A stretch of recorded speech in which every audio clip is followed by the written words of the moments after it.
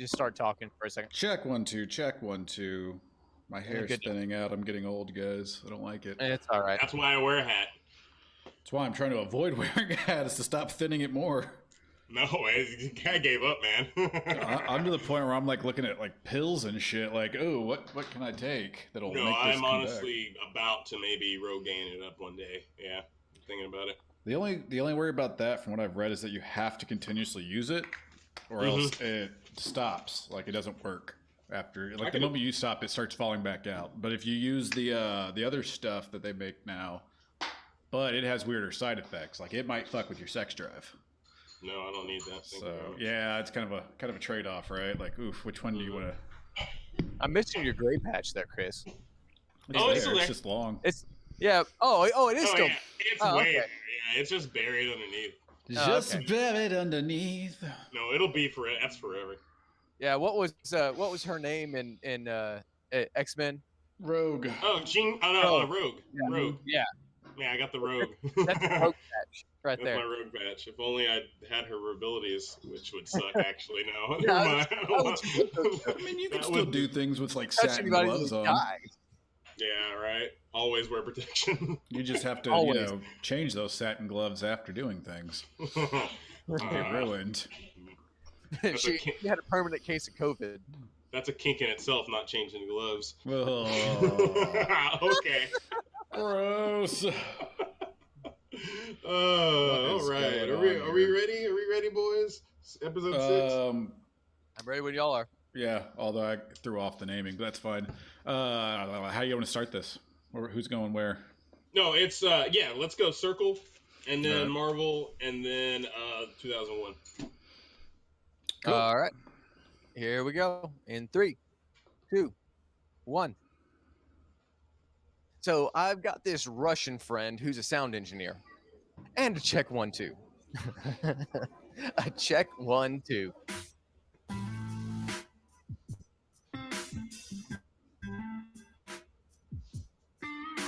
Always bringing comedy, delivering entertainment frequently, giving hope infamously, just kicking it like most normal outstanding people, quietly revealing satire, trivially usurping volatile whack jobs and xenial yahoos. It's Zaboys!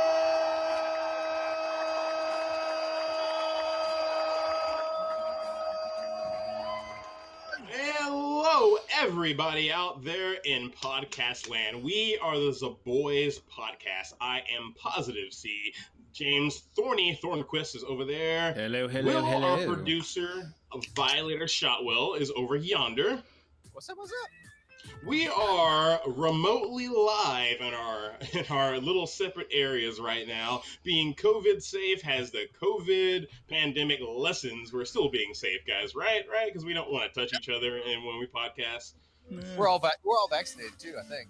I think so. We could probably actually all do this all together at one point in time. But alas, we are doing this in our separate areas because the Boys podcast is live on Twitch, on twitch.tv/TheBoys_podcast, and on Monday nights on Deep Dallas Radio at 8 p.m. So if you're checking us out there, you're going to hear some cool tunes tonight from Cutthroat Conspiracy, Jared Adloff, and The Greatness of Fall Europa, among other things. We're going to have a lot of cool topics. We're going to finish our generational look at entertainment as we turn back the clock to the year 2001 and look at the biggest TV events and biggest TV shows that happen around then. We're also going to take a look at the MCU. The MCU is coming out with a lot of good projects, a lot of good shows and movies within the next little bit, and we're going to kind of break down Captain America or Captain Falcon or Falcon Winter Soldier, however you want to call it. There were so many things we're going to get with that, but first things first, as the champagne poppers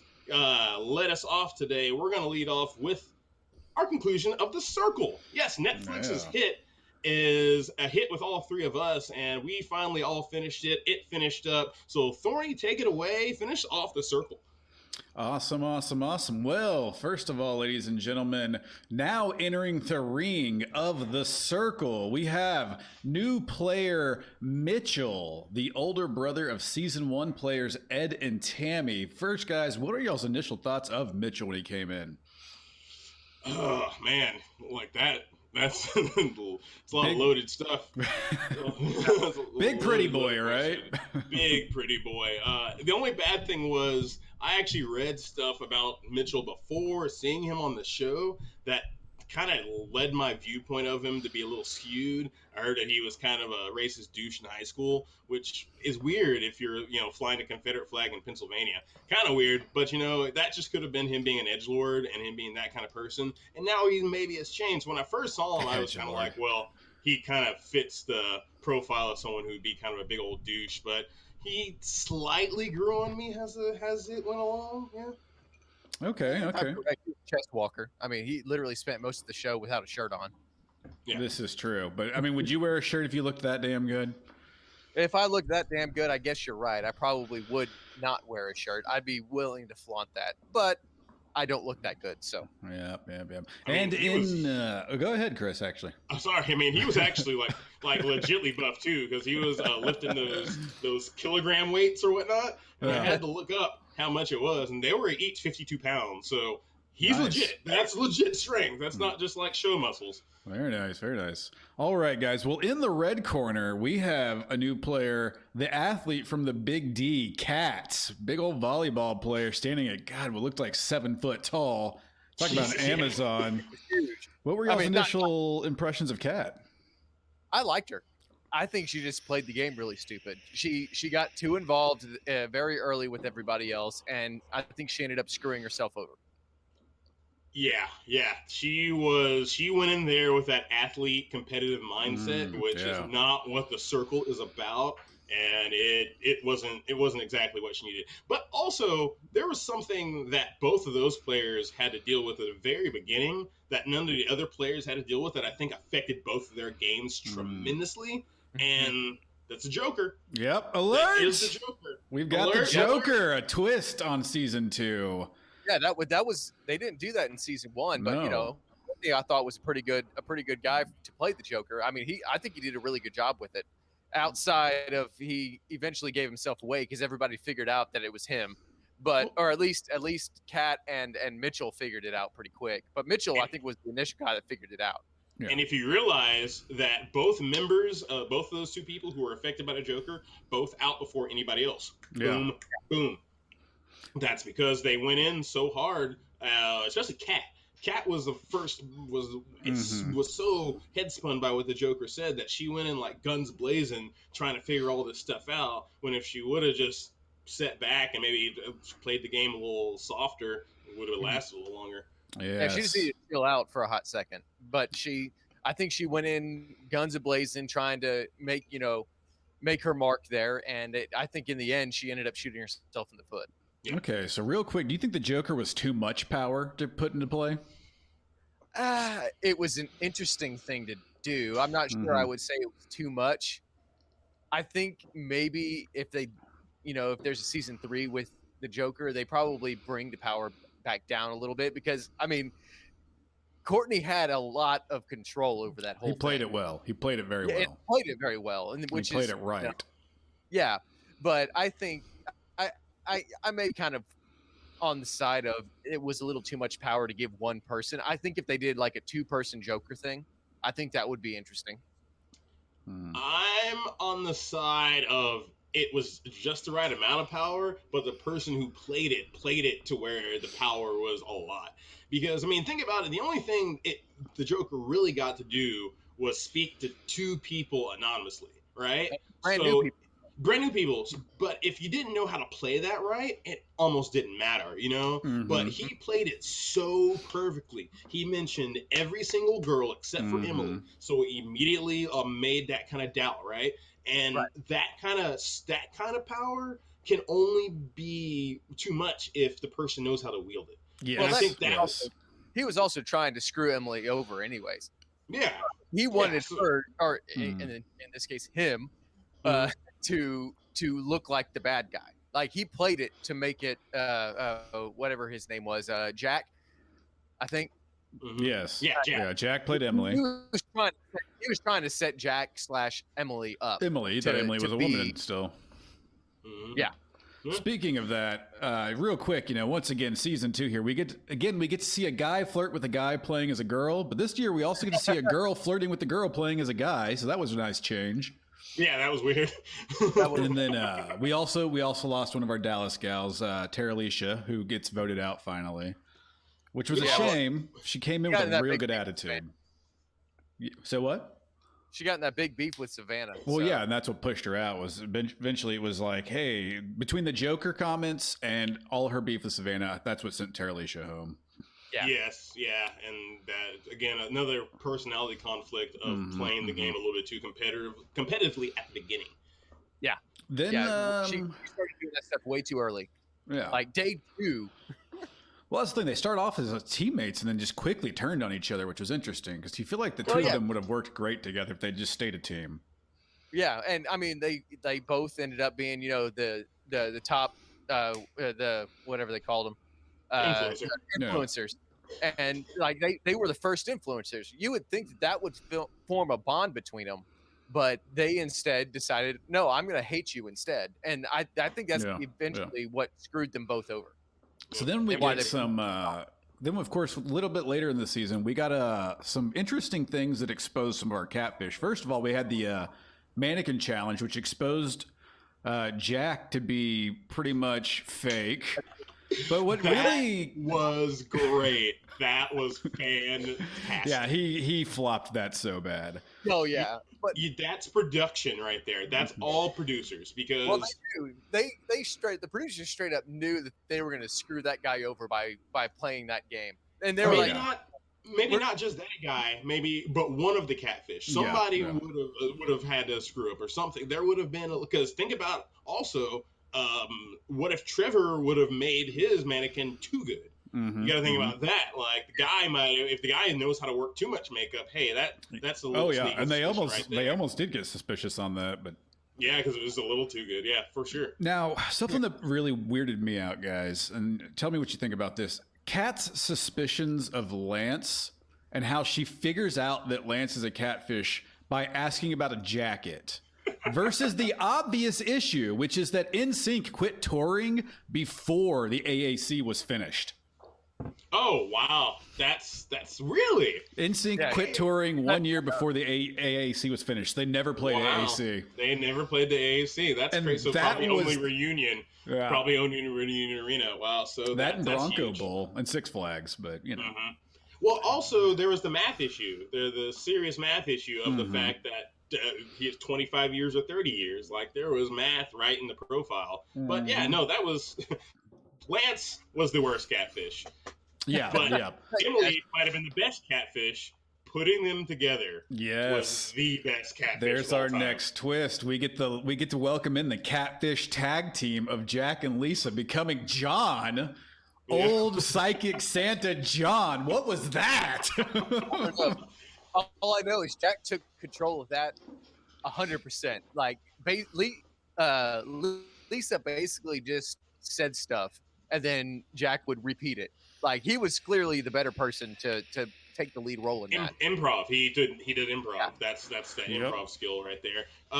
So I felt embarrassed for every single other player because they believe that. Like, the entire time they're developing that profile, I'm like, there's no way this can last. But they were so locked in just to the circle. Like their whole life had been the circle for this 3 weeks, right? Yeah. So they had no concept of the world outside of it, and that just made sense. It just made sense to them that there would be this old psychic Santa. Yeah. He didn't even play the psychic part very well. I would have looked at that and said, that's bullshit. Yeah. No, he played the psychic part great. Well, he played it vague enough, but at the same time, he could have really messed with some heads and been like going deep on them and really got them thinking like, wait, what? Well, anyone who's ever actually done or dealt with a psychic, they are vague. They're not really specific. It's very much like energy and this and feelings and stuff like that. So he played it as good because Chloe goes to psychics and was fooled. Yeah. True. Absolutely fooled. Well, and here's what I think they should have done as if they were playing a psychic. They already knew about all the other players. They should have brought stuff out saying, I know about this that they already knew about. and taking advantage of like making them believe like this dude might actually be a psychic. No, because psychics, that's the thing. Psychics don't get specific on the things that they tell you. So if that would have been the case, that would have probably put some things in people's heads like, wait, how does he actually know this specific thing? Because remember, Mitchell was super already suspicious whenever he said something about the music thing. Mm-hmm. He turned around to his guitar and was like, wait a second, and was more suspicious of him than he was believable. Because psychics are all about giving you this vague kind of direction without telling you exactly what's going to happen. They're not fortune tellers. They're like readers of energy and feeling and all of that. So the way they played it by kind of, detailing stuff, but never really going full on into I know, that's the only way they could have played it. That's the only Fair way. Fair point. See, I would have played it like Sean Spencer. So you would have gotten found out so fast. So, we end up with a really fishy 5-person dinner at the end, or should I say 6-person dinner at the end. It's a catfish buffet up there. But what do you guys think about our winner? Were you expecting that? Were you expecting somebody else? What happened there? I wanted Courtney to win, but I think Delisa playing Trevor was probably the better option of an actual winner because, she really did have something to prove. And she played her husband really, really well. Mm-hmm. Yeah. Like, she knew him. She knew enough about the sports stuff to be able to, fool other people. And she kept up with it. And she honestly deserved, in my opinion, that $100,000. Yeah. Like we said last time when we went through our winners that we wanted to, definitely thought Courtney would win. Mm-hmm. Wanted Trevor to win. I even told Nadia as we were watching, I was like, I want Trevor to win. I thought that's nice. She had the best, Courtney, doing best something motives. for his dad. Yes, but doing it for your family, I was like, I really want her to get that for generational wealth that they could possibly do for themselves by buying a house and it seems like both Trevor and her make enough money. That's what we were discussing at home. It seems like they probably make enough money to afford a house, but not to save up to afford a house, right? So this being able to just put a down payment down, boom, I guarantee they put themselves in such a position that their family will grow and be better for it. I was 100% for that. Yeah, after taxes, after Uncle Sam takes his little bit. So, Chris, quick question for you. Now that you've seen all of season 2, do you plan to go back and watch season 1? No, because it was too lovey-dovey apparently, and I don't want any of that. I want a little bit more drama. Aww. I love the almost wholesomeness of the circle. I do. I think you should watch season 1. You think? Maybe I'll go back and watch it. I'm trying to almost watch Too Hot to Handle. Like, that was really what almost got me. Dude, I tried. I got through an episode and a half and was just like, kill me. I can't watch this. Right, okay. Don't get me wrong. Don't get me wrong. There are some beautiful people in that show, but there's just so much sexual charge going on that you're like... That's all it's about, God. Right? Yeah, it's all about not having sex. The idea is that they're all supposed to learn how to have better relationships because they can't have sex. Yeah. But of course, people are people, right? we're animals. They end up having sex. So yeah, they start doing sexual stuff. So to lose, you have to bang. Is that what it is? Well, the idea is I think they start to. I didn't get far into it, but from what I've read, they vote each other off. Mm-hmm. And basically the winner only ends up making, every time they do something against the rules, the jackpot goes down. So it starts at 100,000 and it goes down. And the winner ultimately ends up walking out with like $10.50. Oh, well, that's a lot. That's a lot of money, $10.50. You know what I mean? To not bang. Yeah. I guess not bang hot people. Real quick before we're out here, guys, one last question for the both of you. Now that season 2 is ended, real quick, tell me one thing you'd like to see happen in season 3. What did I put right here? What did I put next? Courtney Thornquist on season 3. That would be nice. But that would be nice. I need more twists. More twists? Yeah, I'll give you that. More twists, but I need put in. Like if you were a producer and you were able to come up with one of the games or something, what would you try to do? So the idea of putting the two people together was great, but I want to do that way earlier. Because I think one of the things that they did wrong was some of the, like that little twist right there was so late in the game, and the other additions of the other characters were so late in the game that if you had the switcheroo early on, you could really change up a lot. So maybe get that earlier, and maybe add another week or two. Yeah. Because I also think that it's too short. I think they run like 10 to 12 players only, and it's like, I'd like to see 15, 16 and see what happens. It would be a good number. Yeah. I think that in a couple of more weeks, because then you would have a little bit longer for the new people to be able to make their mark. I think that was an issue of this last season, at least. The Mitchell and Kat, if they played it kind of right, or if they would have played it kind of right, they would have had a little bit of time, but I don't think they had enough time. It happens in season 1 too. The top 5 end up being people who came in the very beginning, and it's the same issue. Everybody that comes in late just seems to go real fast because they don't have that ability to impact anyone. What about you, Will? It would be fun, just one time the influencers actually meet each other. Like, and I they would have like to see that in person, not over the circle or the social media thing, but actually sit down across from each other. It's like, I now know who you are. That would be interesting to see. Yeah, I dig that. That would be so interesting. And then the rest of the game, they would have to play either has someone who didn't know or who knew. Ooh, that would be good. That'd be juicy. Yeah. It'd be real juicy, because I honestly think, because they would have to sit down and say, well, you know who I am, especially if it's like a catfish. If one person meets and they're a catfish, it's like, well, do I out them and completely ruin, or do you form a team? Or I see it. I think it would be cool to have that conversation. It would be a good one. It would. We good? All right. Well, speaking of good, and we'll go around the circle. Thank you, everybody, for tuning in on Deep Dallas Radio on twitch.tv/Zaboys_podcast. We'll be right back with more Thorny. He's going to take us on a trip down the MCU lane, and we're going to talk about Falcon and Winter Soldier. But first, we are going to play some music if you're listening to us on Deep Dallas Radio. Our homies in Cutthroat Conspiracy just rocked the Rail Club on Friday night with Upon a Burning Body. Sold out freaking crowd. Live music is back, everybody. Live local music is definitely back. You can see them their next time at the Rail Club, 2 nights, August 13th and 14th, with the legendary local band Prophecy. Yeah, it's like a 20-year-old band right there. Really, really good stuff. You can hear their next song on YouTube. They have a playthrough. It's called Becoming a God. We'll become more than gods after this on Deep Dallas Radio. On like, it's a real freaking thing. We'll be right back. Blasphemy. And we're out. Cool, awesome. Don't Twitch people like that. That was fun. That was a good one. That was good. That was a good in. Oh yeah, the circle was great. We should create our own reality TV show called The Square.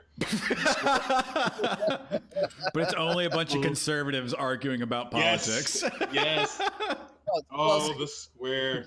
You just go to that guitar group thing that I sent you, Chris, and you'll find all kinds of things to make fun of on that. Oh God. Yeah. Pretending you were boomers.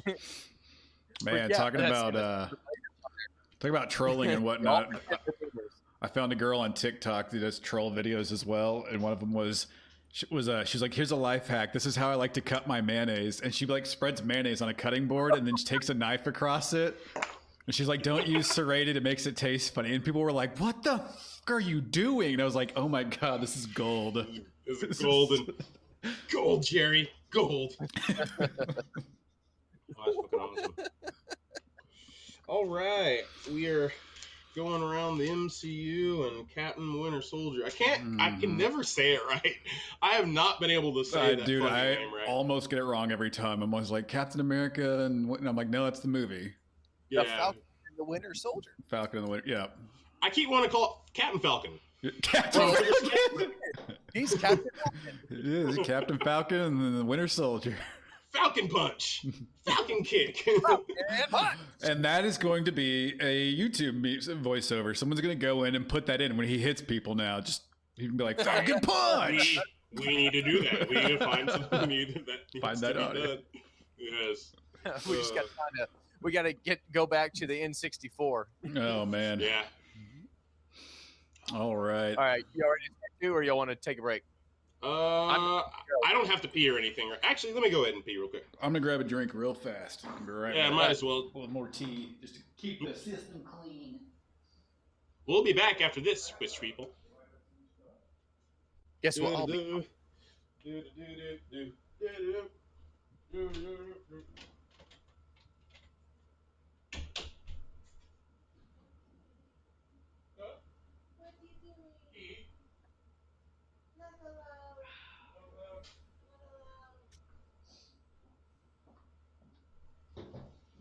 All right. I am coming back. Rocking the Sweet James Cook t-shirt. Anybody doesn't know, James Cook is a local, he's from Wichita Falls, country artist. Great music, great show. Definitely check him out if you get a chance. All right. What do we do while everyone's gone? I'm hijacking the stream, hijacking the podcast. Here we go. Yes. Welcome back. Okay. Will's over here looking like a member of a fucking boy or some like goth punk rock group. He's got his robe on today. The hair come. He looks like he should be part of a German rock group, is what it is. Oh yeah. Like, I don't know why. Du hast. There you go. I'm assuming y'all were talking about me. Yes.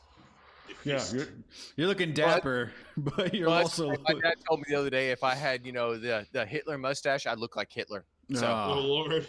Don't you hate it when the I hair don't think ends that's up looking like that? thing, but that's what he told me. And that's coming from a sister. You guys feel very free to take some liberties on this next one because I did not flesh out a lot. I just have some very basic questions. Oh yeah, for sure. I watched it all yesterday, and I'm going to remember the best I can. Mm-hmm. But I was also very busy working. Yeah, it's all good. So I may not be extremely useful in this next one. All right, let's get this thing recording. Let's get this thing recording. And Recording. whenever y'all are ready. Yeah, let's go. And welcome back, everybody, to the Zaboys podcast live on twitch.tv/Zaboys_podcast and Monday nights, Deep Dallas Radio. We are going to move right along back to Thorny because he is going to take us on a journey through the MCU because I think if anything is dominating entertainment for the past couple of years, and especially for the years beyond, it's been Marvel. So, Thorny, take it away again, buddy. Whoo, man, everybody. Falcon and Winter Soldier has come and gone. And get ready for this. Cue the fire music or whatever you want to put here, because this is a hot take. I've heard less about this show than I did WandaVision, and honestly, it is so much better. Superior. Far superior. Far, far superior. The production, better. Writing, better. Feeling, mood, everything better. A consistent tone. Like, just a really, really good, really well thought out show. It's WandaVision is just strange because of how it started. Because it makes sense as you continuously watch the show, or at least WandaVision, and why it starts the way it does. But you're right. This one definitely, Falcon and Winter Soldier definitely does take off a lot better. No pun intended. Than WandaVision. It's got a buddy cop feel to it. Like, you could take Marvel out of it and make this a buddy cop movie, and it would have been great still. Like, So I actually said it to people, and they didn't believe me. I was like, yeah, you could take this and take it out of the Marvel universe and use the base skeletons of it, and it would still be a really interesting show. Yeah, it doesn't even have to be Marvel. It could just be just use this idea. Yeah. So I've taken up to calling it Captain America and the White Wolf, but I'm curious, why do you think it is such a great story? There's just so many layers to it. It's not so WandaVision was good because of concept. It was interesting, like the way they created the show.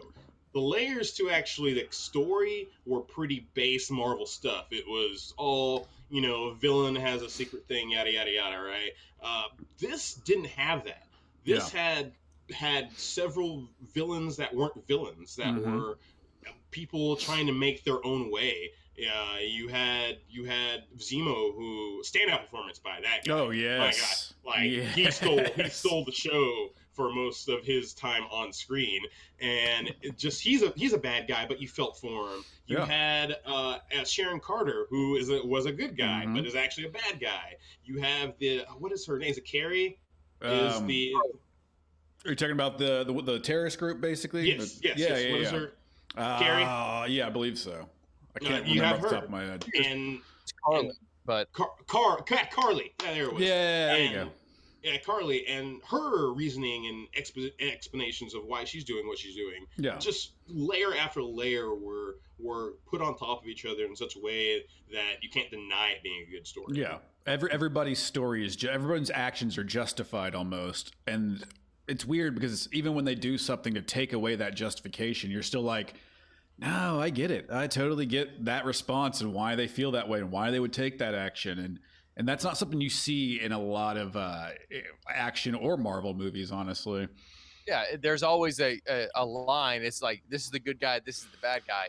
In this show, it's everybody seems to they're all in a place of, I feel for you. Like, I would have done the same thing, even though I also like this character and what they're doing. And I disagree with the fact that y'all are, butting heads, but I get why both of y'all are still fighting. Yeah. Like, it is an interesting paradigm to be in watching this show. I will say, after watching it, I went back and watched Civil War, Captain America Civil War. And I got to say, it makes you appreciate that movie more too, because you get to see Sam and Bucky and Cap all working together. And it's funny because, like, there's a scene where they're like, oh, I hate you. Like, they're talking crap to each other. But even before that, there's a scene where they're sitting in like this Volkswagen Bug and Cap kisses Sharon Carter, and it looks back over to the Bug, and both of them are just sitting there like smugly, like your buddies would do, just kind of like giving them. And I was like, this is classic, because they get back to that point when you see, Falcon and Winter Soldier, like, oh yeah, they become buddies again. I love it. I thought Anthony Mackie and Sebastian Stan were phenomenal. Absolutely phenomenal. I don't think either one of them outperformed the other, which is very rare in a thing like that, where you have two actors that are trying to bounce off each other and whatnot. You usually have a weak link in it, and neither one of them were the weak link. No. And this is completely off the point, but it's like watching Psych with Julie Hill and James Rhodey. They can play off each other so well. Like, you would think they're honest to God best fucking friends just by watching them on the screen. And I think it's that buddy comedy that they kind of have with that, but it's more of a drama, at least with this. But I can see it. So let's get a little bit deeper now. How did watching this make you feel about social injustices that it is obviously mirroring in today's world? Oh, I mean, it's right. This show is preachy without being preachy. Very much so. It was poignant without being preachy, I should say. Like, episode 1, I thought, oh, this is going to be super preachy. And then I was like, I got so captivated by it that I was like, oh, no, it's not. It's actually just eye-opening. It makes you think. Yeah. It does, and as an African American, it definitely made me feel every time they would mention something about some of the blood, sweat, and tears that people of color have done and have not been appreciated for. And that's one of the main points it drives home for me, is that there's, in our history, so many times overlooked people of color and minorities that don't get the love and recognition they deserve, that either died for this country, fought for this country, did lots of great things for the nation, that just as a whole don't get that. And it brought that to a point without like hammering in your face, respect black people. It just didn't have to do that. And I like when something does that, because as a black guy, I don't feel like I should have to hammer home you in your face to respect my people. It Yeah. shouldn't be that. But to open the eye in a way that can also entertain, that's what needs to be done more. I fully agree, like that, and that's 100% what this show did. I mean, I walked away from it thinking like, wow, like there's so much that we just that my obviously my culture, you know, my ethnicity overlooks and that kind of stuff and tries to sweep under the rug and hide, and it's like, whoa. So no, I 100% get you. What did you guys think about that closing little monologue that Sam gives whenever he takes up the mantle of Captain America? You know, he basically right. It's basically I wasn't expecting it, and then all of a sudden it hits you in the face. Mm-hmm. That's great. It saves it to the end that hits you in the face too. Yeah, it punches you in the gut right there before everything wraps. Mm-hmm. And that's what a good show should do. Yeah, I mean, don't make it to where I have to sit through 3 hours of making either a whole people feel bad or make it feel like everything is that people's fault. Like that's what some, I think, in social injustice pieces can do. Yeah. Is like have a 2-hour movie of just making white people feel bad. I don't need that. That's not what this is about. This is about making people understand. And understanding doesn't have to be done through people making you feel like you're less. You know, it doesn't have to do that. You can and a lot of shows do that. Yeah, they do. They honestly do, and it's feel guilty. And that's A, how they get ratings, and B, that's also how they get people to talk about it. Yeah. But this show does not do that. It's just like, here, we're just gonna throw out some facts. We're gonna give you a fictional story, but we're gonna show you, hey, here's some actual stuff that's wrong in the world. Yep.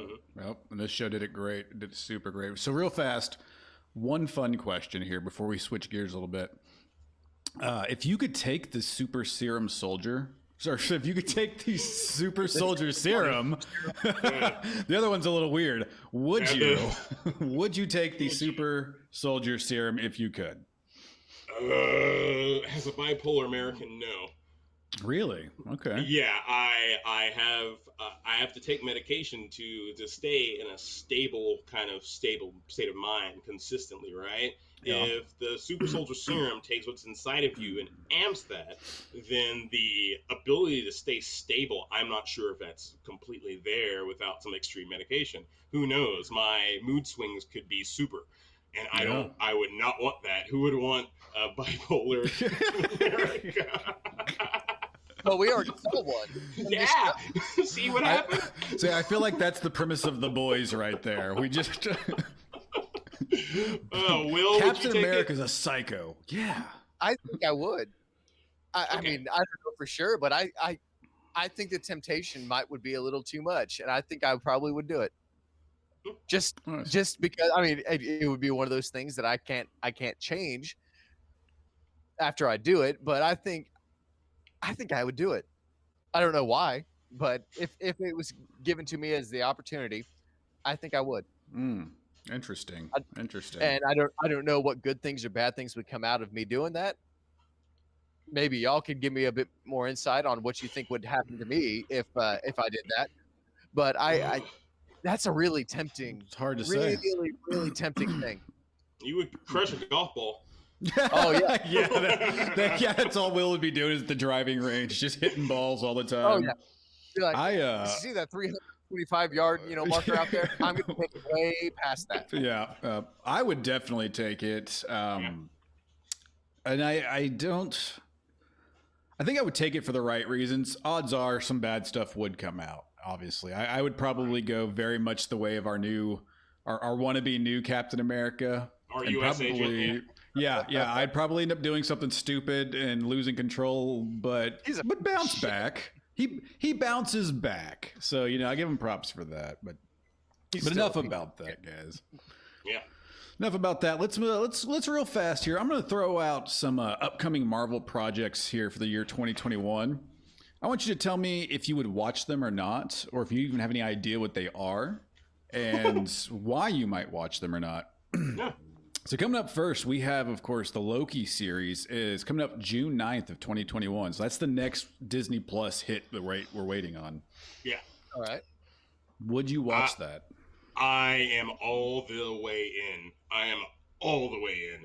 Owen Wilson sold me. Like I was probably gonna watch it anyway because I like Loki the character. But Owen Wilson's in this as some like time police person.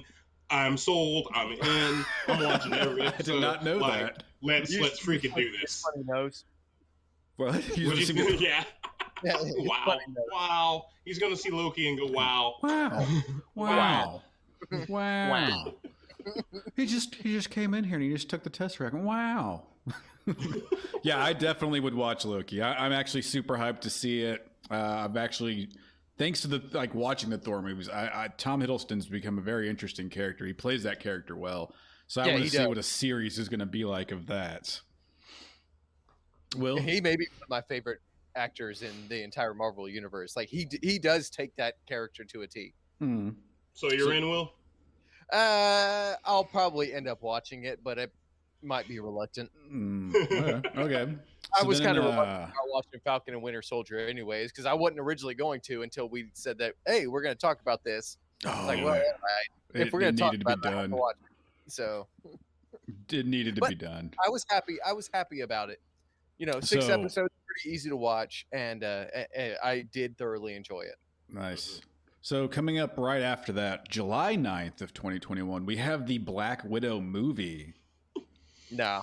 I'm out. Yeah, I have no, and it's not because it's a female lead. It's because it's Black Widow, and it's a character I have no care about, and I haven't through any of the MCU. She's always just to me been a support character, and I don't. Is Hawkeye going to be in it?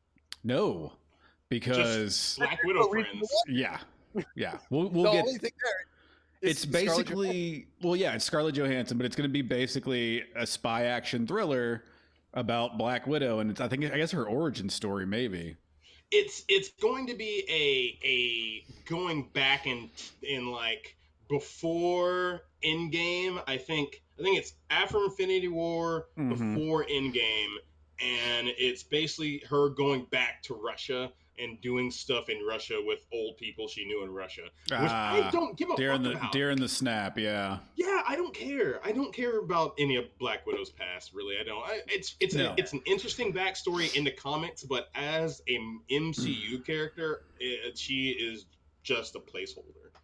Okay, so moving along, after that we have Shang-Chi or Shang-Chi, I'm not sure how you pronounce it, and The Legend of the Ten Rings coming out September 3rd of 2021. I'm all in. I'm all in because this portion of Marvel needed to be really addressed in Iron Man 3 whenever they brought in the Mandarin. And ruined the Mandarin? Yeah. When they ruined the Mandarin by having Ben Kingsley pay the fake Mandarin and then have Guy Pearce be the Mandarin but not the Mandarin, they ruined a whole section of Marvel with the Ten Rings and all that kind of really mystical part of Marvel. They didn't do anything with it. So now they have a chance to course correct. And I really like the actor that they have in Shang-Chi, because if you guys watch a show called Kim's Convenience on Netflix. Oh, yeah. He plays the brother on Kim's Convenience. Oh, nice. And now he gets his chance to star in a big budget Marvel flick. Yes, give me all the Shang-Chi. Okay, you've swayed me to probably check it out. Yeah, I literally know nothing about that. I knew what the Ten Rings were, but I didn't know what Shang-Chi was. Yeah, I actually had never heard of the character until this year, but all the other stuff surrounding the character is very prevalent in Marvel, and they just kind of walk past it. All right, real fast, guys. We got 4 more here. Coming up in late 2021, we have Miss Marvel. That will not be a sequel to Captain Marvel. Miss Marvel is a completely different character. Do you plan to watch it? No. Haven't even heard of it. Yeah, she's basically Elastigirl, I believe. Yeah, she's the Incredibles. Yeah, basically, yes, that's what she is. And she's a teenager that's stretchy. I can watch The Incredibles. And it's even going and bringing in stuff that they actually ex-nayed because it has to do with the Inhumans, and they did the Inhumans, and the Inhumans failed. So now they're bringing in this character that has something to do with a failed product. So I don't understand why they're doing it. No, and it's going to be a series too. So. That's a whole nother thing. The Inhumans. Again, coming out late 2021, we have another series coming out called Hawkeye. Hence why he won't be in the Black Widow movie. That I would watch. From him. But the only reason I will watch that is because Clint is a badass in freaking Endgame. And so it's like, I want to know what happened there. If that's the story they're telling of how he got to that point, fuck yeah, I'm in. Yeah, he went nuts, dude. And as well deserved, his entire family disappeared. So, Yep. And then coming out. I would be curious about that. We got a movie in October coming out called Eternals. Not fully familiar with what that one's about either. I probably won't see it. I'm in because this is going to be one of those things that also opens up the Marvel Universe to do more, because it has to do with all of the things that began the universe. So all of the big gods and whatnot that actually created the world. Gotcha. So it's going to have to do with the multiverse and all of this stuff that they're bringing in later on.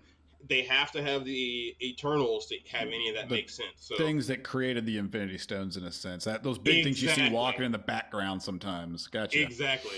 All right, last one, guys, and then we can go ahead and split out of here. Coming out December 17th, 2021, we have Spider-Man: No Way Home. And as much as I want to see this, I haven't seen the other two yet, so I don't know if I'll see it. That's a good reason not to see it. Yeah, they're not on Disney Plus, so I'm like, well, I don't want to go buy them. They're coming. Are they? Yeah, they can get them on Disney Plus now, but I'm in because there's a way for them to connect them to Venom, maybe. So I'm in to see if they do that. Interesting. Okay, well, Venom could be interesting to watch as well. I haven't decided if I'm actually going to see it. Sony's already announced they're going to make a second Venom movie, and it's going to have Carnage in it. Yes, it's already been announced too. I'm in on that. Oh man, I'm in on all this. So comic book stuff is good. Thank you, Thorny. I think you did a really good job on this one. We did a really good job today on the Zaboys podcast, but we are not done yet. If you're listening to us on Deep Dallas Radio, we're about to jam you some tunes. Jared Adolph right here, his song called Waiting. You can check out Jared on June 6th at the Palm Mute Records Showcase at the Gas Monkey Bar and Grill. You can also catch him July working with Dallas Independent Entertainment at the first show back with Have Near, Matchstick Ghost, and the Bad Astronauts. That's going to be at J&J's in Denton. This song is called Waiting, and you'll be waiting for us to get back with the final look at 2001, this time in television, on the Zaboys podcast. And we're out. Cool. Did you say the name of one of those bands was Bad Astronauts? Bad Astronauts. Bad Astronauts. What a great fucking name. They're good too. They're really good. They have this girl front woman. She's freaking awesome. Chick drummer. They're all School of Rock kids. Okay, nice. Yeah, they're all School of Rock kids that actually like formed a band together, and actually they're pretty good. They're young and they're weird. They're all weird, but they're all super fucking talented. They're musicians because they're kids. They're child musicians. Of course, they're weird. Yeah, like they're weird. That's what I figured out in music. We're all fucking strange. Like, so the weirder you are, I think if you band together as a group of weirdos, you have the better chance of succeeding than if you're just one weirdo and like the rest of your band is normies. I don't know if that works as well. Breaking news: we're all weird deep down inside. We just try hard to be normal. Right. All right. I can't get over that name. Bad Astronauts. They're great. All right. I think they got some stuff. We'll play some of their stuff at some point in time. So when we come, so we come back. Will, you want to throw it, or do you want me to throw it? Will doesn't have a tip. Yeah. You go ahead and throw it there, Thorny. Hold on.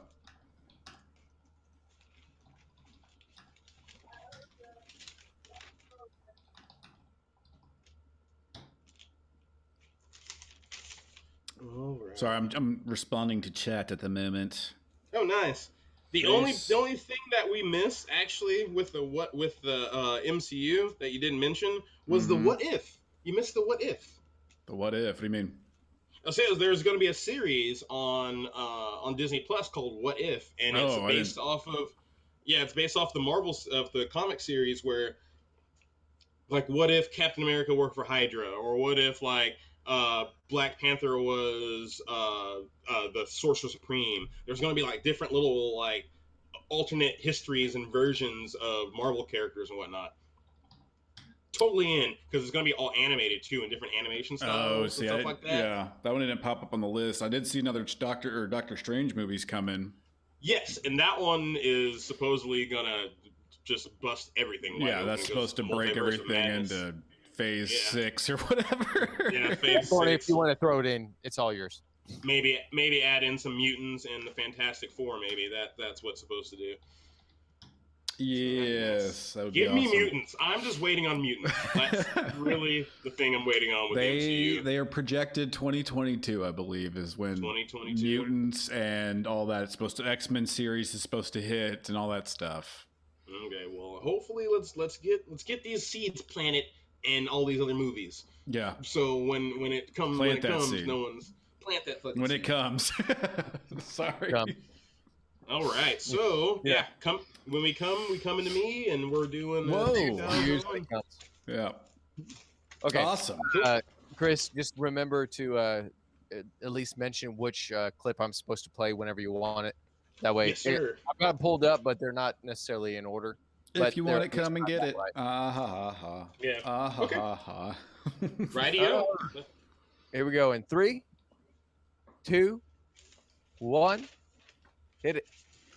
Welcome back to Zaboys. We are live on Twitch right now, or you can always catch us on Deep Dallas Radio. But right now, we're going to take a big old jump backwards, a big old flashback with Positive C to look at television from 2021. Take it away, Positive C.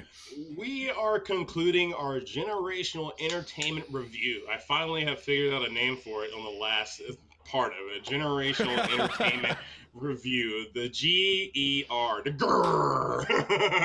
And we're ending the GER with TV. And TV is super important to everybody here. We watch a lot of TV. We experience a lot of things with TV. And in 2001, we were all young watching a lot of TV. Guarantee it. So a lot of these are going to really hit home with you. A lot of these are going to really find their pulling on some memory strings. Where do we want to start? Let's start with the end.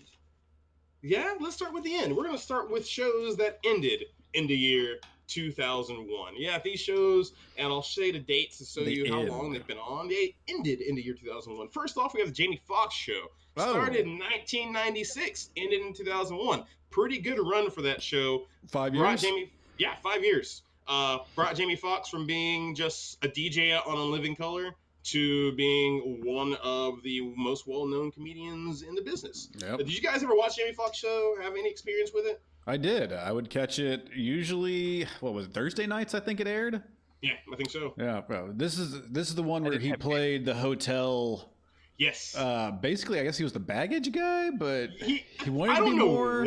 I don't know what he actually did in the hotel, but I think his family owned the hotel, so he was able to work there. But Yeah. I don't even I think he banged a lot of the guests. I think that's what Jamie Foxx did at the hotel. Pretty much, yeah. He was just a smooth operator. Mm-hmm. All right, moving right along, we got Madeline. Did anyone watch the old Madeline show on I think HBO? No. Okay. The cartoon. Oh, the one where they didn't actually have fingers. Like the little. No. I grew up watching that actually. And I'm pretty sure that my parents have a VHS of that show at their house because I liked it. That started in 1993 and ended in 2001. I watched that show barely, but yes, a very good run for that show. Well, the books lasted a long time, so there was a lot of material for them to probably go off of. Yeah, well, the Madeline the series in general was just a huge deal. But I didn't know that this show went on that long. I thought it was only a couple of years. No. I thought it was just a couple episodes. Yeah, right. Next, we have Teletubbies. Tele-freaking-Tubbies. Oh, Lord. They ended in 2001 as well? It started in 1997, ended in 2001. This show is nightmare fuel if you're on acid. The baby, that's the son. The son, yeah. That's like a grown human now. Realize that baby is a grown fucking man now. Wow. That baby older than me. No, it's not. It could be, depending on when the baby was actually born and put in the sun. 97 to now, it's at least a 24 or 5-year-old. Yeah, he's drinking now. Drink one up for the Teletubby baby. From 1995 till 2001, WCW Nitro was on TNT. And this is important because that show actually beat WWF Raw for, I think it was 82 weeks in a row, which was unheard of. Yes, there's a podcast actually called 82 Weeks that the guy who ran it, Eric Bischoff, does. Yeah, they owned wrestling for a year and a half and then fell off really hard and got bought by the competition in the year 2001. Baywatch ended in 2001. 1989 to 2001 again. Lots of big starting out points for a lot of humans in that show. Lots of bouncy, just characters. Pam Anderson, Carmen Electra, David Hasselhoff. I think Jason Momoa was on that show, or Baywatch Nights. I can't remember if he was on which one of those. So yeah. He had to have been like a kid. Well, man, I was going to say, then he's a lot older than I thought. Xena, Warrior Princess ended that year, 1995 to 2001. Yes, the weird season in Asia that people were like, that ruined it. So you're familiar with this? Yeah, I used to have a buddy who would come over and stay for like a week on it at a time and would just watch Xena reruns on my couch. And it was like, wow. Oh, this is weird. Did they have a crossover also with Hercules? Yes. Well, that's how it started. It was an offshoot of that, actually. Yeah, she was a villain. And what's funny is Kevin Sorbo and Lucy Lawless today have a huge rivalry. If you ever get to see them on social media, they cannot stand each other. Well, she is, I think Kevin Sorbo's super right-wing. Yeah, right-wing, super conservative, religious. And then Lucy Lawless is a lesbian. Yeah, lesbian liberal. Yeah, so those two are definitely not going to match up. Lucy Lawless is the funner of the two still. This is amazing. This is amazing. 1968 to the year 2001, Mr. Rogers' Neighborhood ended it that year. Ouch. I never because he died. No, I think he's lived. Retired. He just retired. But me personally, I didn't really watch a lot of Mr. Rogers until I was older. I actually went. Oh, it's way better when you're older. Yeah, and I started to appreciate him then. But when I was a kid, I didn't like it. It was too slow. It was way too slow as a kid. It was boring. But watching it as an adult, it's like, I get what you're doing here. Like, it was, in my opinion, fucking genius. And then last but not least, one of our favorites. I think we all like this show, Batman Beyond. Very underrated show. Should have lasted a whole lot longer. They should already have a movie made on it, or a reboot. They haven't yet. They're still working on stuff. 1999 to the year 2001, Batman Beyond. Really? I didn't know it lasted that long. Yeah, throughout 3 years. So that was good. That is the end of shows. So we moved from the end. Let's move to the beginning. Let's talk about a few of these shows that began in the year 2001. We have Lizzie McGuire. Did anyone watch the greatness of Lizzie McGuire? I did. Yes. You two white people. Look, that was a boyhood crush. That was a boyhood crush. If you were 14 or whatever when that show came out, you were like, oh yeah. I want the little blonde girl. Hilary Duff was amazing. The Fairly Odd Parents started into the year 2001, and that show actually got turned down by Cartoon Network. The guys who created it were working for Cartoon Network. Well, Cartoon Network, because that show was huge. Yeah, they just didn't connect to what they wanted to do. Nickelodeon, boom, and they took off, and I love that show. I think that's a really good show. Yeah, like it had the equivalency of like Ed, Ed and Eddie on Cartoon Network. Like Odd Parents, Fairly Odd Parents. And I think they're about to come out with a live action version of this. Is that what I was reading? That sounds terrible. So let's see what happens with that. You Are the Weakest Link. Goodbye. That show started in the year 2001. Only lasted 3 years. Does that surprise anybody? Because I thought that lasted a lot longer. Apparently, that show was a bomb after the first season. Well, I thought it went a lot longer, but they also had Jane Lynch come in and do a new one, an American version. But yeah, as far as I know, they're not going to do another season of that. no, it's done. And like the initial season, the initial show lasted 3 seasons, and then they syndicated it for 2, and that was it. But it's a Really? good show, though. Like, yeah, I thought they just kept have you actually swapping watched out it? cast and put it on Game Show Network, and they still made it now. Oh, no, yeah, no. Fear Factor is a show that I actually like a whole bunch, and that lasted launched the career of Joe Rogan, which who really knows if people really like Joe Rogan? Like, I'm really not sure if people actually like him or they hair. Right. So here's the thing: middle-aged, like 30 to 45-year-old white men like Joe Rogan because he tells it as it is, man. He knows what's going on. And it's like, and no, he's just DMT. yeah, exactly. He's just loud and angry, man. That's all it is. Speaking of loud and angry, everyone was loud and angry when this show got canceled without it actually coming to a conclusion, but it started in 2001. That is Samurai Jack. Samurai Jack started in the year 2001. Won 8 Emmys in its original run, which is very good. The amazing Phil Lamar. Amazing Phil Lamar. Yeah, awesome with that. 2001 gave us another great game show, guys. The Amazing Race. The Amazing Race. I have watched a couple of. You did not like that. Oh no. Yeah. I've watched a couple of seasons. I've dug it. Why did you not like it, Thorny? It just never caught on to me. To me, it seemed fake. I was like, these people aren't getting around the world without spending money, so they obviously are getting money somehow. Right. You know. So, but there was that one where the girl like tried to launch a watermelon and it came back and hit her in the face. That was hilarious. And the guy had that huge, shit-eating grin on his face after that happened. He's like, I'm so happy that happened to you. All right, we have The Proud Family, a Disney Channel show, I remember which that definitely featured a African-American family in the lead, which was different for animation, not really something that happens. That was I wouldn't say a first, but I think it was one of the first that really did it.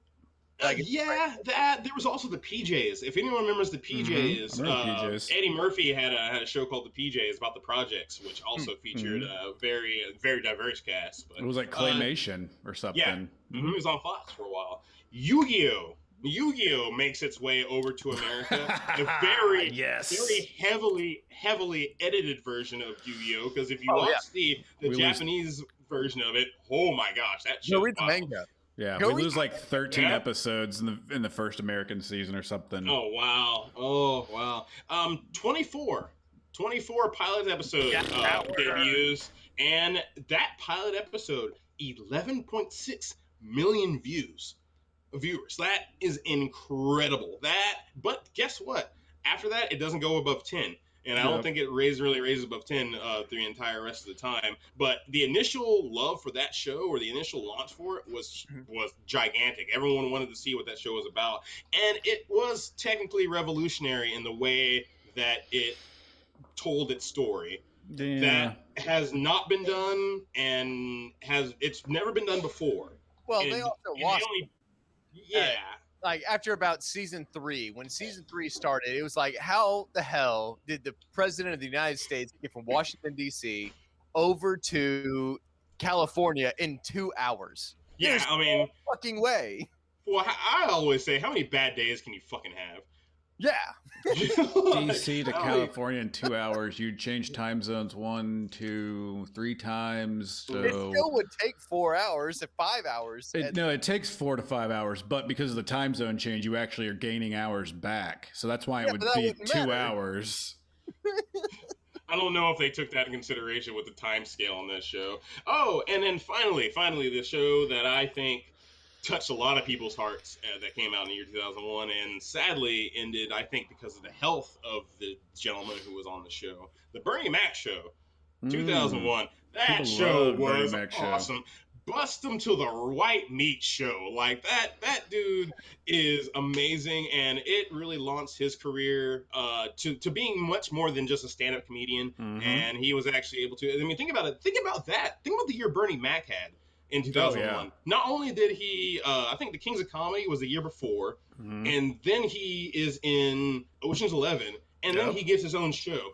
The early 2000s were Bernie Mac was on fire, and we sadly lost him in 2008. But yeah, he's goodness right here. I think on HBO Max. I'm gonna have to check it out. I've never Oh, watched it. it's It really was people loved it. People Mhm. loved it. Everybody at school would be like, "Ooh, Bernie Mac show. Did you watch it last night?" I'd be like, "No, I don't have that channel." It was really awesome because I mean, just we're getting into these social issues and whatnot. I mean, Mhm. it showed a successful African American that wasn't Bill Cosby, that didn't have to be this, certain kind of way. He was just himself, and Yeah. he was successful. He was a family man, and he was wholesome to a point. And that was very revolutionary because you either had caricatures or stereotypes of black people, or you had Bill Mhm. Cosby. That was kind of it. Let's move on to the audio, guys. We have 4 audio clips and 5 things to talk about because it is the 2001 events that really had us glued to TV, or just the biggest events in TV of that year. Well, let's start with the Super Bowl. January 28th. Play that audio, please. Super Bowl. All right. Hopefully this all works the way it's supposed to. Let me turn this up. And here we go. The time for Super Bowl 35 has come. We are in Tampa, Florida this evening to determine an ultimate winner as the Baltimore Ravens meet the New York Giants. The Super Bowl provides a stage upon which legends have at times been born, at other times confirmed. And tonight, that stage is Raymond James Stadium, packed to its limit to crown a champion. From the 13-yard line. All right, that's good there, Will. That's good there, Will. That is Greg Gumbel. That is the voice of Greg Gumbel. He became the first African-American sportscaster to do play-by-play for a major American championship. Happened all the way in 2001. Good job, Greg Gumbel. And him and Brian Gumbel, just legends in the broadcasting and interviewing and everything realm when it comes to journalism. Good guys. The next one, Will, this is a sad one. I actually remember watching this. I remember. Oh no. I remember being in the car with my mom. Yeah, Dale Earnhardt. Play that. Play that. Oh, okay. This is a tough one. Here we go. You got it. You got it. You got it. You got it. You got it. Michael Walton wins. Oh, man. This is great. I just hope Dale's okay. I guess he's all right, isn't he? You okay? You okay? Saw the crash and saw the car sitting over there and saw the You ambulance. can turn it right there. That's right there. That is because that voice was a Dale Earnhardt Jr. that you were just hearing. You're hearing lots of people right there. That was the final lap of the Daytona 500 in the year 2001 that killed Dale Earnhardt Sr. and with a head-on collision. And if you watch the video of it, they didn't get a really good video of the crash when it was happening live, and then it kind of rolls through, and it's a panic. It's an absolute panic, and no one knew what was going on, but Dale did not respond, and it changed a lot. It changed the way they do safety precautions in NASCAR, and that was probably the biggest death in NASCAR history. Oh, absolutely. So far, yeah. Obviously y'all can't see because I'm, controlling everything from over here. But like just watching that, like the look on the guy who's calling the race, like is like I'm not sure what I should really say right now. Yeah. Like he doesn't know what to do, and you don't really see the accident in this. Yeah. Yeah, you just know they just knew something was wrong because I mean those guys are NASCAR lifers and they know when something's wrong and they knew it immediately. So yeah, February 18th we lose Dale Earnhardt Sr. And I remember them playing Freebird that day on 92.5. Yeah, there's like 8 cars sitting over here, or like emergency vehicles sitting over by the cars. Like, man, this is wow. It's rough. It was a rough day. That was a rough start to the year. June 12th. There's no audio for this, but this is the date that TNT rebrands itself. So they know they're about to get rid of wrestling. They know they're about to change a lot of the product that's actually going to be on their channel. So they start rebranding as We Know Drama. So that's where you get that. TNT We Know Drama started all the way back in 2001, and I think they still brand themselves that way as the drama station. So that's why they have all the movies and the shows and whatnot, like What Charmed, all that stuff. They know drama. Oh man, if you ever binge charm. You don't have to go on any other site or anything like that. Just watch TNT from like 7 a.m. till about noon, and you'll catch all the charms. Will, will you play the Adult Swim audio for us right now? Because the year 2001 launched Adult Swim. Here we go, top to bottom. All right, attention swimmers, or swimmer. Got some announcements to make here. Sundays at 10, it's all kids out of the pool for Adult Swim. You can't just decide to go swimming whenever you want. That's when there'll be new shows. New shows, movies. Not a new show. Aqua Teen Hunger Force. Look at my... Not a new show. A Bragg Show. You fell. Not a new show either. Harvey Birdman, Attorney at Law. No. Labs 2021. You broke the monitor, and you're dead. Happy? Cowboy Bebop. And Space Ghost Coast to Coast. None of these were new. 17, though. They just created a scheduling block to get people watching. That was Adult Swim. Yeah, greatest ad campaign probably. Yeah. To do that, like let's take all these old things, cram them in here, and tell adults to watch it, and they'll love it. Yeah. Basically, when I was going over the shows that had like started and whatnot, there's also a list of shows that were reprogrammed for that year in 2001, and all the shows were Adult Swim shows because they had all started a couple of years before or a year before, and then got repurposed, or they were canceled and then got repurposed for Adult Swim. So like Harvey Birdman and C-Lab 2021, The Bragg Show, they were all shows like a year or two before. And then Space Ghost Coast to Coast was a really old show. Yeah, they it was. Just restarted. The Bert or something at Law. Yeah, Harvey Birdman, Attorney at Law. Which I think they're doing a Bird Girl. I think they're doing the Bird Girl Attorney at Law thing now. There's about to be another show. Interesting. That would be a fun live action movie to do. Birdman. Yeah. Just Harvey Birdman Attorney at Law. Like it should be live action superhero law movie. Oh man. That's hard. You need that really big like oh, hey there kind of voice, like that. John Cena. John Cena would be good. Who's the guy that in Batman the second one that was not Joker but Harvey. Ethan Eckhart. Yeah, Aaron Eckhart. Aaron Eckhart, yeah. I would pick him. That would be an interesting one. All right, guys. I hate to bring it down, but we gotta talk about it. Yeah, we gotta talk about it. Because we're already in September 2nd. So let's we'll play that audio. All right, here we go.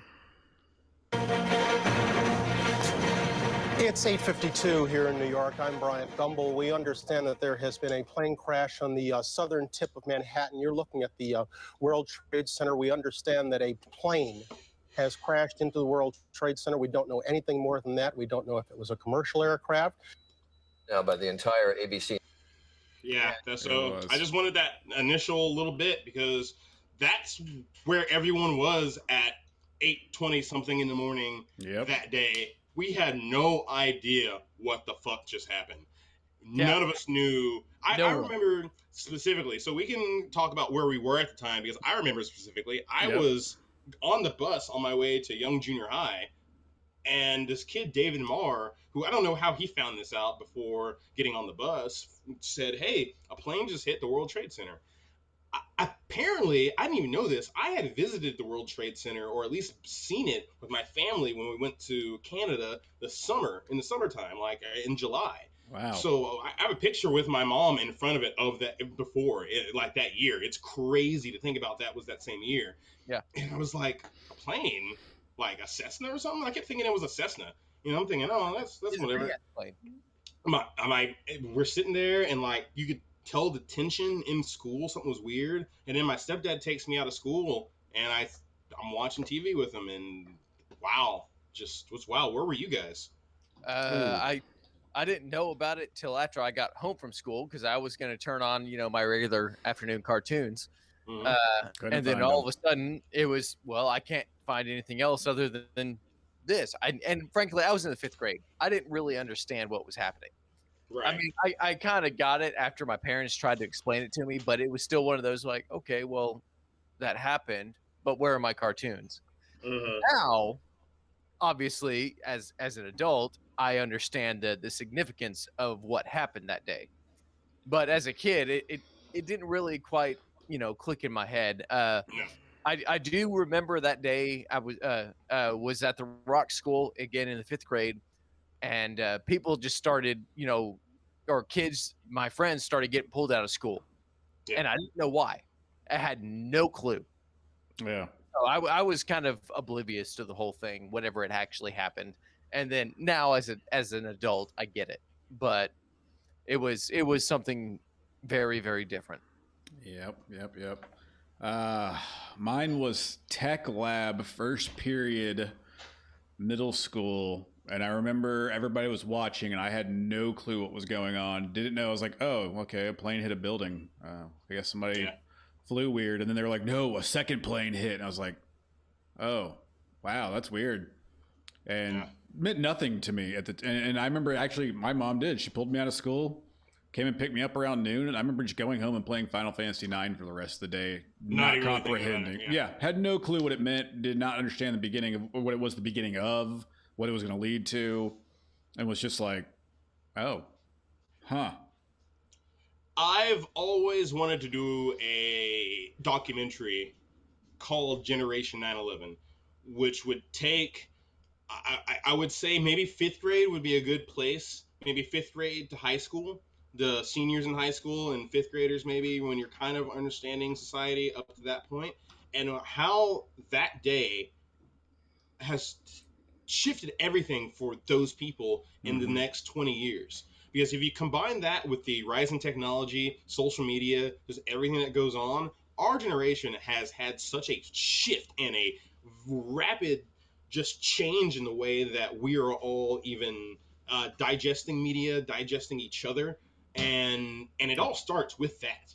And then if just the changes that they made in government alone too. I mean, we signed the Patriot Act and things like that, and all of a sudden we were like, take our freedoms because we want to be safe. And it was like, wait, what?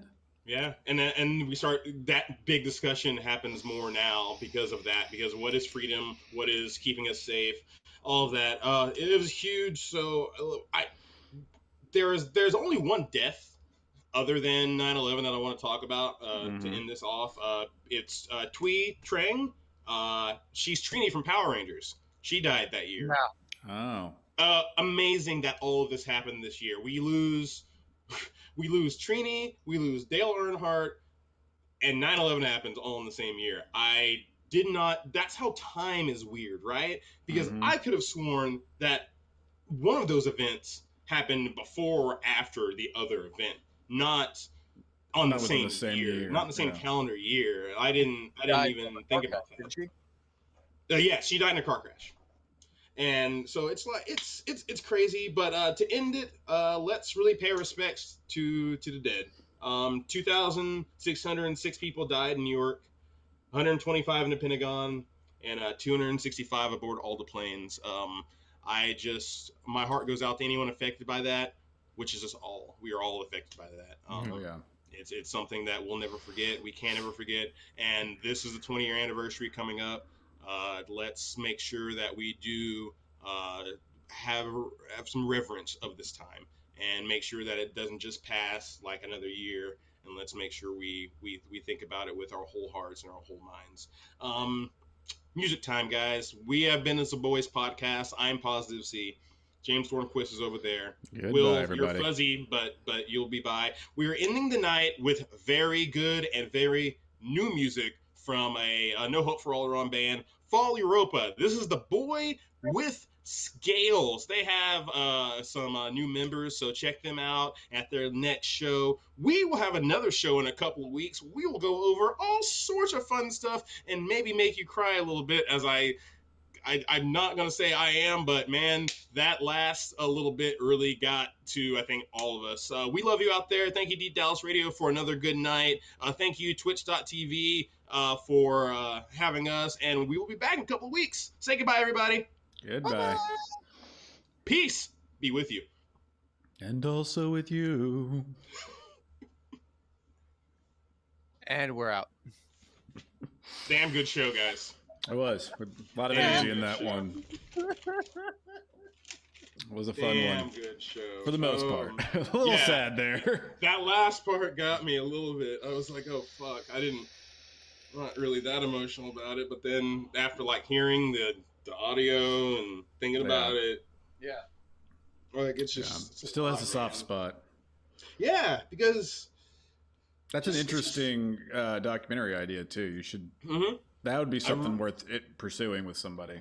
It's been 20 years now, and we could... I mean, think about all the 18-year-olds that were in high school that immediately joined the fucking military because of that. Yep. Think about all... Like, there's tons of them that literally went, you know what, I'm gonna fight because of this. They had no intention of ever joining the military before until this thing happened. And that changes lives. Yeah. You know, that suicide number, that 22 kill, probably goes up because of this. Because you have more people going in the military that probably aren't really military in their head. And they go to this, and then they go fight, and then they come back, and they're all messed up. Because they weren't ready for it to begin with. Yep. And they were joining it for the wrong reasons. They're joining it almost for revenge or to avenge. Yep. And that changes your mindset. And the way we train. We rushed into military conflict based off of it too. Yes. We were so quick to just be like, oh yeah, like you said, people wanted revenge. So we were so quick to run over and just retaliate. And it was like, whoa, hold up. That's like 10 more years of war efforts that we didn't have to be involved in, that we just jumped right into because it was the patriotically right thing to do, man. And it was like, that's not cool. Mm-hmm. And then us in the middle that were, you know, freshmen, junior high, elementary school, we had to deal with the after effects of growing up in a society where all of that has now changed. Yep. Now our youth is done to a point. Now we have to grow up faster. Now we have all these things in our face to where we're constantly barraged. Like, I didn't get to this in the thing, and I wish I would have. Fox News, like the September 11th, that's the reason why we have the ticker going down at the bottom of most newscasts all the time. Fox News was the one who said, you know what, we're going to do that almost 24/7 because we need people to know what information is going on. And now that's standard. Now you watch a news station, the ticker is standard. That's Fox News because of this. There was a show that was supposed to garbage, but yeah, exactly. There was a show that was supposed to air like a month and a half or 2 months later. Yeah. That got pushed forward. It was like an American, you know, talk show thingy or whatever. But it got pushed forward to the day after just because they needed a sounding board. People needed places to talk, and changed a lot, man. And I think it changed the world, not for the better, but it just changed it. It did, definitely. Yeah, it changed it for sure. I will not say for the better or for the worse. I'll just say it changed it. That's the most fucking episode I can say. Yeah. I think that was a great episode. I think that's going to come off very well. I think we were really good and concise with all of our stuff.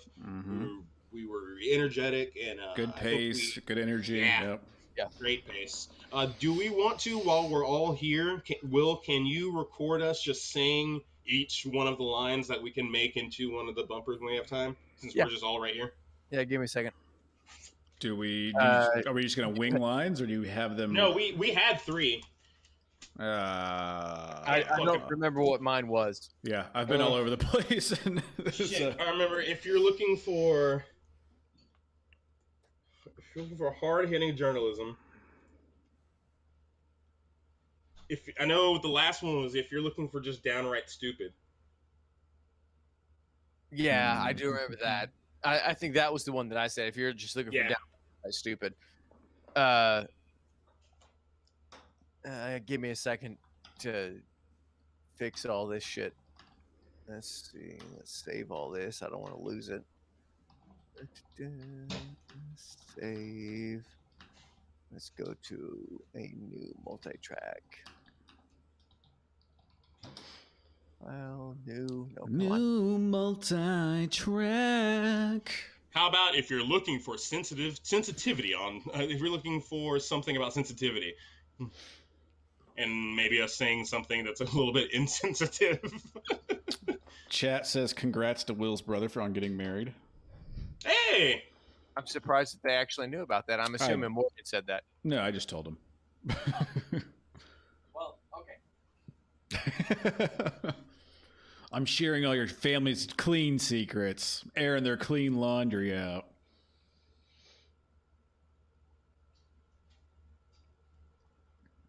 If you're looking for sensitivity and empathy. All right. Yeah. I don't even know what lines we pulled for the cuts either. I only had one. The other ones we still have to look for. So that'll be a project for the next couple of weeks. All right. I'm still working on something. Give me a second. Yeah.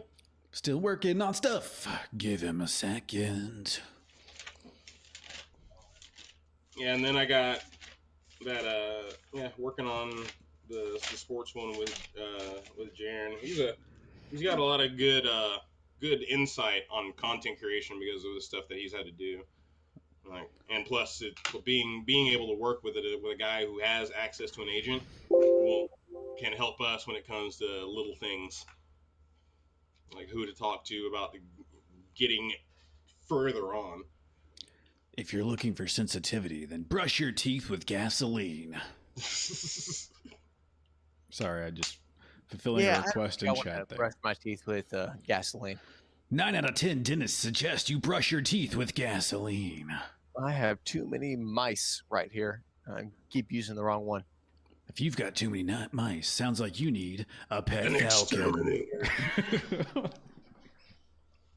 Mice in your drink, mouse in behind your ear. You know, mouse in your hat, mouse in your purse. Mouse in your purse. Your merce? Yep. It's the line from Arrested Development. Mm-hmm. All right. So what's everybody saying? You say yours, I'll say the hard-hitting journalism, and Thorny, can you say if you're looking for sensitivity? Well, I have to remember what mine is again. I know you already told me, but... If you're looking for just plain dumb. If you're looking for just plain dumb. Okay.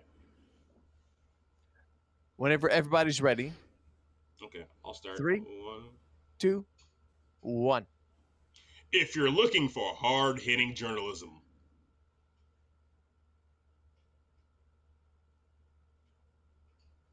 Line. If you're looking for sensitivity. Gotcha. Well, if you're looking for sensitivity. Oh, nope. Okay. Yeah, hold up. Yeah, I probably need to take that down Chris, to a I think softer octave. Just plain dumb? No, I said hard-hitting journalism. Yeah. Oh, okay. Let's try it again. Let's just start that all over. If you're looking for just plain dumb. All right, so Chris first, Thorny, then me. Yep. And 3, 2, 1. If you're looking for hard-hitting journalism. If you're looking for sensitivity. If you're looking for just plain dumb. We are Zaboys! Do you want to do a take of that? Again, We're all over it? Yeah. Let's do the last part again. Let's do We Are Zaboys together. Mm-hmm.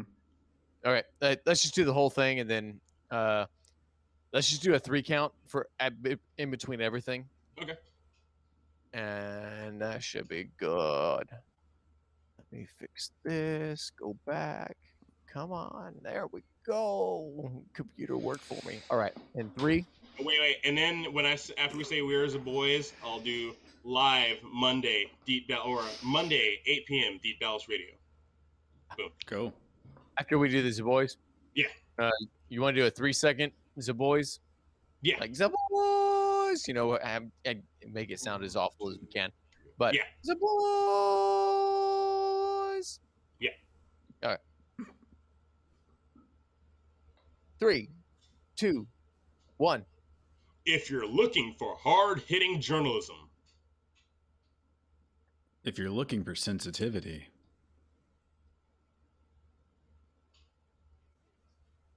If you're just looking for flat out plain dumb. We are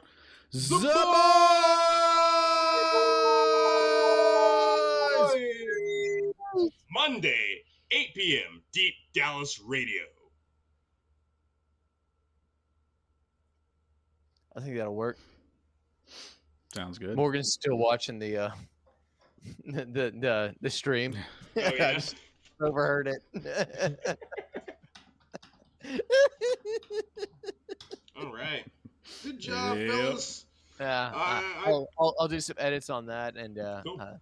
get it all up going. Yeah, and then we'll search for the things to put in there, and I have Oh, a you promo for them. Oh.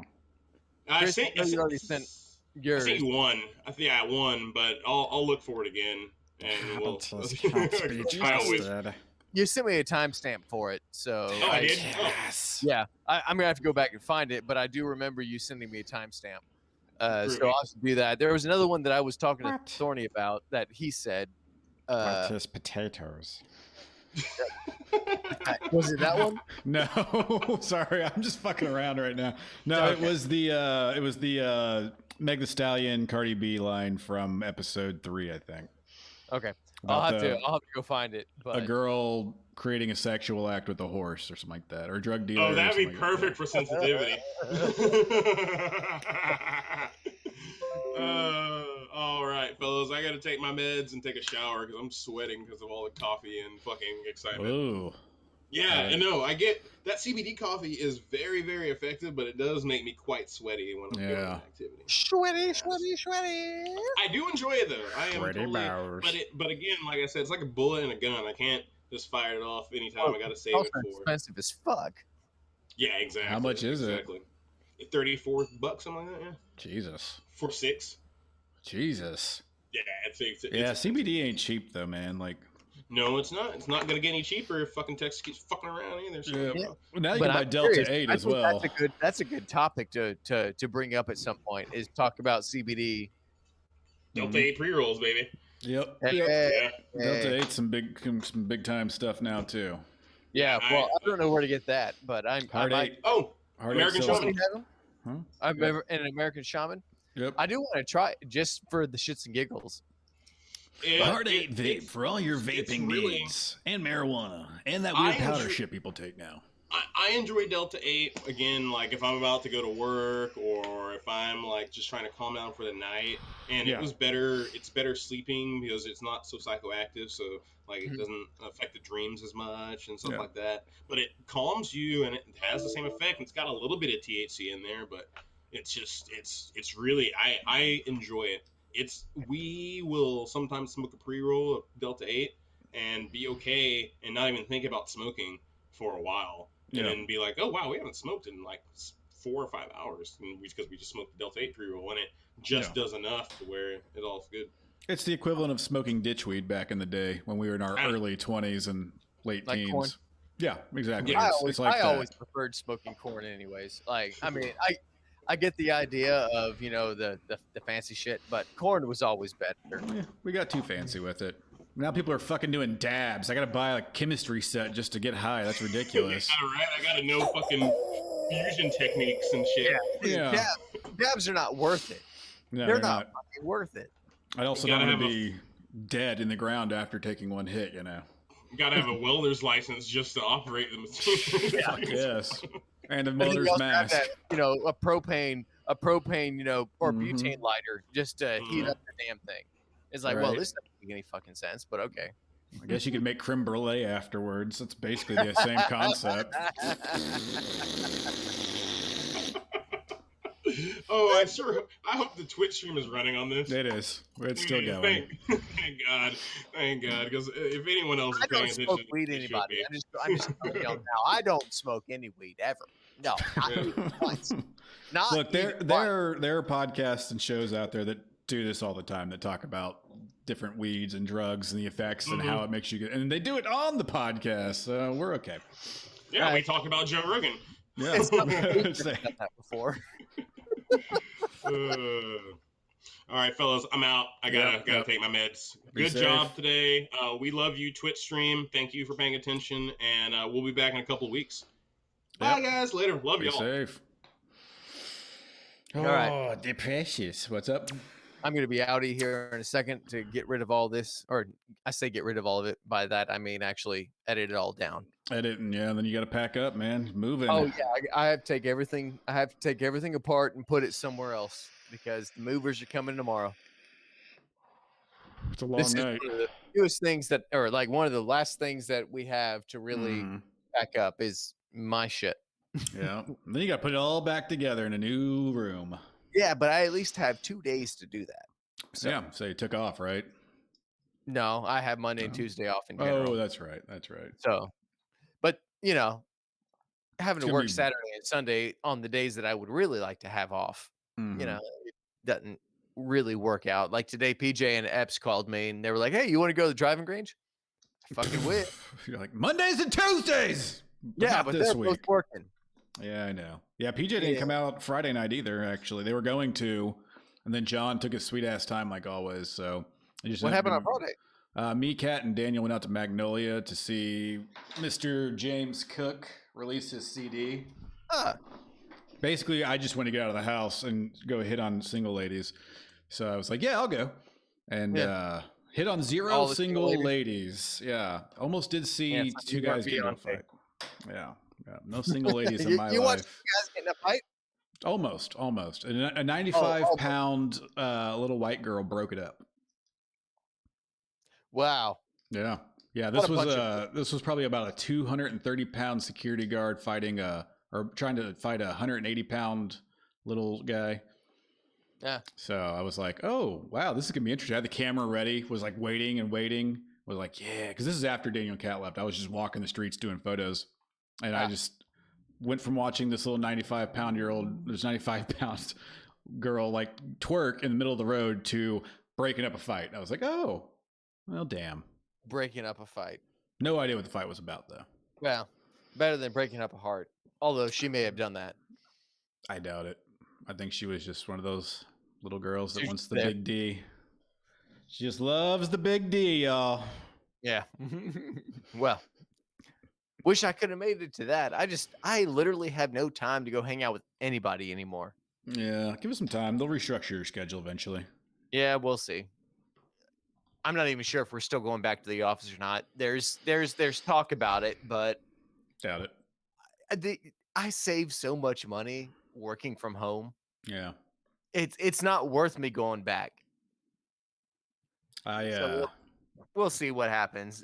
But I mean, my new position tomorrow morning. You got another one? Yeah. Did I not mention that to you? No. The last thing I know that you were doing was you got told that you're going to program some machines or some shit. Yeah, did that for a year and a half. Now I'm moving over to purchasing, and I got to start learning. More money. There's supposed to be talk tomorrow about what the income level change will be. And potential negotiation, but I doubt it'll go the way I want it to. Probably not. So, and apparently for the first few weeks, I'll be doing everything that I can do still. So it'll still be helping everyone else in the entire freaking building. For no more money. Yeah. So we'll see. We'll see. So like I said, 6 jobs. I've got 6 jobs right now. Not to mention the stuff I do in my free time. No, you should just say, hey, I'm doing 6 jobs. I expect 6 salaries. All hourly, buddy. I'm all hourly. I don't know. We'll see. We'll see how tomorrow goes. I'm not excited to wake up and get to work because I know that IT hasn't set anything up, which means it'll be 4 hours of them doing that. Hi, Morgan.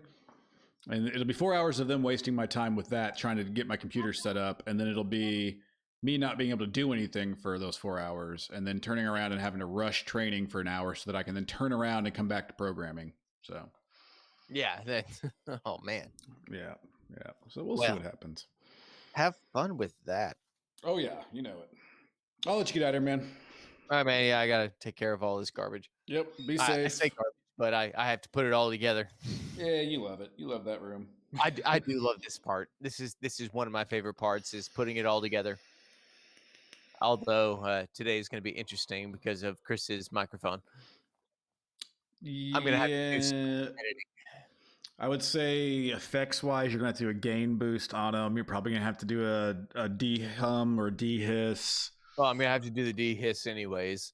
Mm-hmm. Do an auto match male boost vocal or podcast voice boost. Well, I'm going to have to do a vocal, like, leveling thing. But at least the way I did it this time was the first 2 segments. I separated, or all 3 segments are completely separated out. So I can put, at least on the first 2, I can do the speech modulator thing on it. Yeah. The third one's going to be difficult, but he only had 4 different clips. So if I can adjust those manually and then do everything else, I think I'll be okay. We'll see. Yeah. I haven't figured out what I'm going to do with it yet. I'll get back with you guys too, because I need to figure out when my Alabama trip is, which means we won't be doing an episode that weekend, but I'm hoping it falls on a weekend we're not supposed to do an episode. Well, it'll start on a weekend that we aren't or are, and then we'll come back on a week that we, the reverse, because it's a Sunday through Sunday thing. So that's going to be fucking weird. Well, no worries. We'll figure it out. I mean, worst comes to worst, we just re-air another thing like we did this past weekend. So yeah, we'll figure it out. Yep. All right, man. Get out of here. Have a good one, dude. Yep, you too. Awesome. Now that they're all gone. You're all mine. No, I'm kidding, guys. Again, thank you for swinging by, everyone that did. Always love seeing your all's happy little words here in the chat. Weren't planning on breaking your hand before the day of the move. Yeah, I get that. I don't think anyone's ever planning on breaking their hand. Crazy Thorny, no. Yeah, guys. So again, thank you for swinging by. The Facebook, of course, you've got that link. You can also find me now on TikTok at @OwMeSoThorny. Yeah, I do TikTok now. What else has been going on? Not a lot, actually. A lot, but not a lot. I'm just doing a lot of side stuff right now, so. OPS Thorny. Awesome, everybody. Y'all have a good night. Be safe. Pika, let that hand heal. Do what you can to get moved, but don't overdo it because you don't need to mess that hand up more. Alaska, good luck with the driver's license and finding the job. You've got this in the bag. Just do it. Morgan, good luck with the movers tomorrow. Crack the whip on... Oh, wait, I can't say that, can I? Yeah, I can say it. Fuck it. Crack the whip on Will there. Make sure he gets all that stuff moved with you and set up with you. Can't wait to see the new house. On the Rise Productions. Thank you for swinging by. I'm assuming you know Chris, and I'm assuming that he's giving you some hell in your life too. So give him some hell back. We will see you guys next time here on Zaboys. Goodbye.